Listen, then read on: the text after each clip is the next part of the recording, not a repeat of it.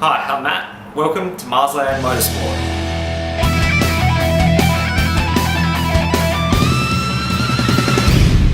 In this series, myself and my dad Howard are going to embark on a mechanical adventure to do an LS swap on a VH Holden Commodore. So in this first episode, I'm going to just show you around the car that we've got and going through all the bits that you do need and you don't need and you might need.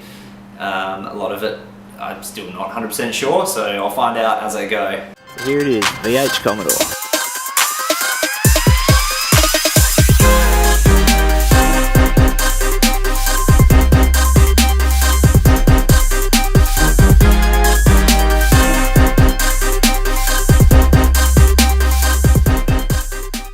It's like a 1983 VH Holden Commodore. It's definitely had the engine swapped into it. So it probably used to be a 6-cylinder. It's had a 308 swapped into it, carbureted 308 with a few mods. As it is now, it's lowered a little bit on some springs. Don't know what brand they are. It's got some, different sway bars and olefane bushes and stuff. It's got a locked diff. But apart from that, it's just pretty clean and tidy. Not too much rust. We've got some different brakes on the front. They're from a Volvo 240. We used to have some VT Commodore, so like a 2000 model Commodore brakes on the front and back, but now we've swapped over to the Volvo ones, which are iron and 4-pots, so they stop a fair bit better. What else have we done to it? Just a few other bits and pieces. We've got some 2000, hopefully the camera can see this, got some 2000 model Wrx seats, which are some nice buckets. And they hold you in a lot better than standard ones did. Obviously we've got some harnesses on both sides. There's a nice little Wrx right now for you. Obviously steering wheel and box kit. The transmission is a Supra gearbox, which goes pretty good. We've never had a problem with that. We picked up a roll cage as well. It's a half roll cage, which is just a bolt-in version. You'll see that through the back. We've stripped out a lot of it. So yeah, not the best roll cage in the world, but I think I got it for about $100, so I couldn't really argue with that. But maybe once we get some more power, we'll look at upgrading that too. So under the hood of the VH, we have the old 308, and it's got a few things done to it. We've got a K&N air filter, got this cold air intake here, goes over the radiator.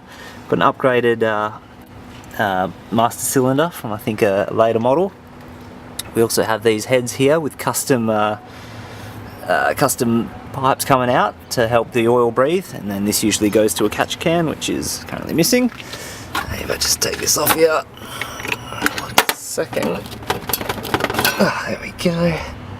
We've got a Rochester carby on the top and some Elderbrock manifold underneath, and also some extractors. Not sure what brand they are, but we've got some of those down there. Another oil catch can for the other side, the back of the head on here. And on this side we have an upgraded aluminium radiator with just some thermofans on the front, but still running the engine fan. And yeah, that's pretty much it. So this is probably one of the last times that the VH is going to get fired up with the old 308 motor. But she still does run really nice.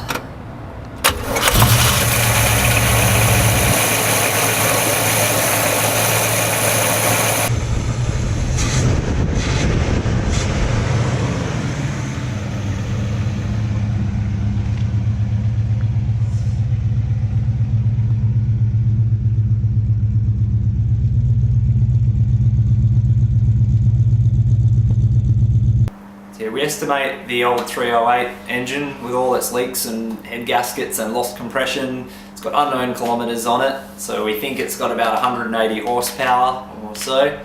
But we hope we definitely know that the LS1 engine that we have has 333 horsepower on it because it was dynoed shortly before we pulled it out. So hopefully that gives us a lot more power to the rear tyres, and hopefully it brings the lap times down a little bit.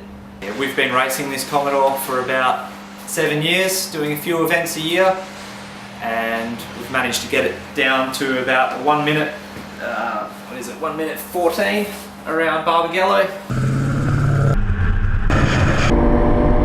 And also Collie Raceway, we just cracked a minute. Which is fair effort, I think, with how she runs, overheating all the time. So we could fix the head gasket ourselves, take the motor out, go to the trouble of, you know, taking the whole block apart and skimming it, new head gasket, all that. But in the end, we're going to put it back together and it's going to be the same engine. So what we'd rather do is spend a little bit more money and put a stock LS1 engine in, and we're going to almost double our power output. And so that's going to mean a lot more fun around Barbagallo.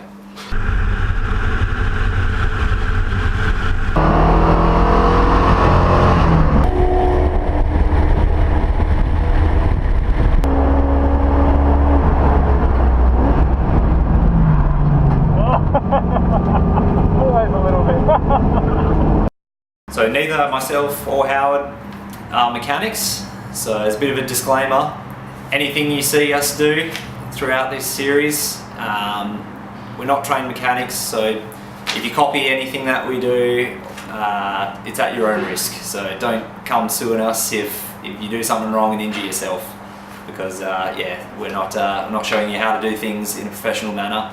It's just backyard engineering, I suppose, and backyard mechanical stuff.